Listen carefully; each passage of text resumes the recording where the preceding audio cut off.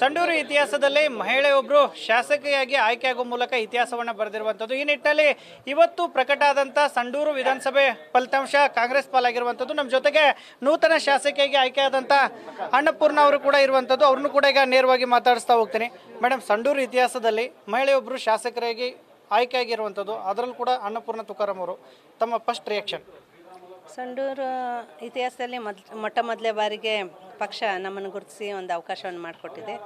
ಇದು ಬರೀ ನಮಗೆ ಸಿಕ್ಕಂಥ ಅವಕಾಶ ಅಲ್ಲ, ಇಡೀ ಸಂಡೂರು ತಾಲೂಕಿನ ನನ್ನ ಗೆಲುವು ಇವತ್ತೇನೈತಿ, ನನ್ನ ಗೆಲುವು ಇಡೀ ಸಂಡೂರು ತಾಲೂಕಿನ ಎಲ್ಲ ಮಹಿಳೆಯರಿಗೆ ಸಮರ್ಪಣೆ ಆಗ್ತಾಯಿದೆ. ಹಾಗೆಯೇ ಎಲ್ಲ ನಮ್ಮ ಸಂಡೂರು ತಾಲೂಕಿನ ಎಲ್ಲ ಪ್ರಜ್ಞಾವಂತ ಎಲ್ಲ ಮತದಾರರಿಗೆ ಈ ಗೆಲುವು ಸಮರ್ಪಣೆಯನ್ನು ಮಾಡೋದಕ್ಕೆ ಬಯಸ್ತೀನಿ.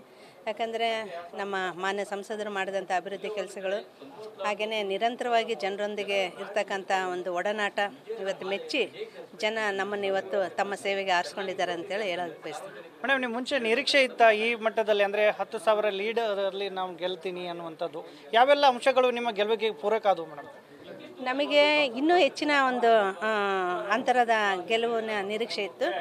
ಆದರೂ ಕೂಡ ಕಳೆದ ವಿಧಾನಸಭೆಯಲ್ಲಿ ನಮಗೇನು 45% ನಾವು ಇದು ತಗೊಂಡಿದ್ವಿ. ಈ ಬಾರಿ ನಾವು 51%, ಅಂದರೆ ನಮ್ಮ ಕಾಂಗ್ರೆಸ್ನ ಒಂದು ಮತಗಳಿಕೆಯಲ್ಲಿ ಹೆಚ್ಚಳ ಆಗಿದೆ ಇವತ್ತು.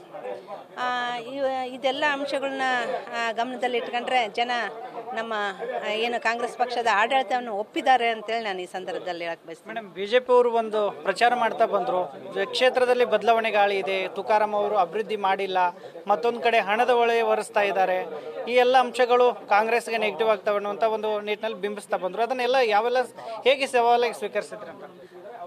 ಅವರು ಪ್ರತಿ ಬಾರಿ ಈಗ ಬಿ ಜೆ ಪಿಯವರಿಗೆ ಯಾವುದೇ ಒಂದು ಕಾರಣ ಇಲ್ಲ ಜನರ ಮುಂದೆ ಹೋಗೋದಕ್ಕೆ. ಈ ಸುಳ್ಳು ಸುದ್ದಿಗಳನ್ನ ಹಬ್ಬಿಸಿ ಅವರು ಯಾವತ್ತಿಗೂ ಚುನಾವಣೆಗೆ ಬರ್ತಕ್ಕಂಥದ್ದು. ಯಾಕಂದರೆ ನಮ್ಮ ತಾಲೂಕಿನಲ್ಲಿ ಬಿ ಜೆ ಪಿಯಿಂದ ಯಾವುದೇ ರೀತಿಯ ಅಭಿವೃದ್ಧಿ ಕೆಲಸಗಳಾಗಿಲ್ಲ.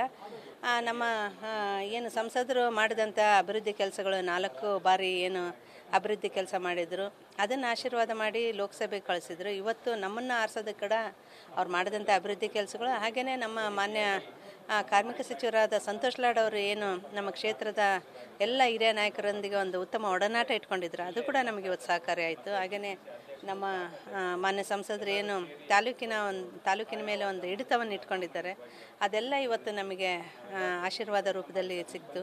ಇವತ್ತು ಅವರು ಕೂಡ ಸಾಕಷ್ಟು ಪ್ರಚಾರವನ್ನು ಮಾಡಿದರು. ಅವರ ಕೇಂದ್ರದ ಸಚಿವರು ಬಂದರು, ಅವರೆಲ್ಲ ಹಿರಿಯ ನಾಯಕರು ಬಂದರು. ನಮ್ಮ ಕಡೆ ಕೂಡ ಮಾನ್ಯ ಮುಖ್ಯಮಂತ್ರಿಗಳು ಮತ್ತು ಉಪಮುಖ್ಯಮಂತ್ರಿಗಳು, ನಮ್ಮೆಲ್ಲ ಸಚಿವ ಸಂಪುಟದ ಎಲ್ಲ ಸಚಿವರು ಕೂಡ ಬಂದು ಇವತ್ತು ಮಾಡಿರ್ತಕ್ಕಂಥದ್ದು.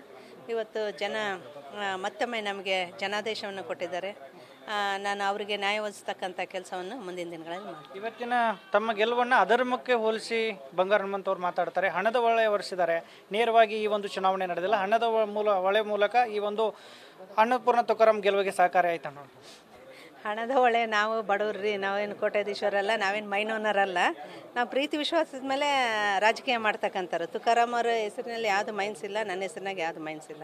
ನಾವೇನು ಪ್ರೀತಿ ವಿಶ್ವಾಸ, ಜನರಿಗೆ ಏನು ಸೇವೆ ಕೊಡ್ತೀವಿ ಅಂತ ಅದನ್ನ ಗಮನಿಸಿ ಇವತ್ತು ಜನ ನಮ್ಮನ್ನ ಆರಿಸಿದ್ದಾರೆ.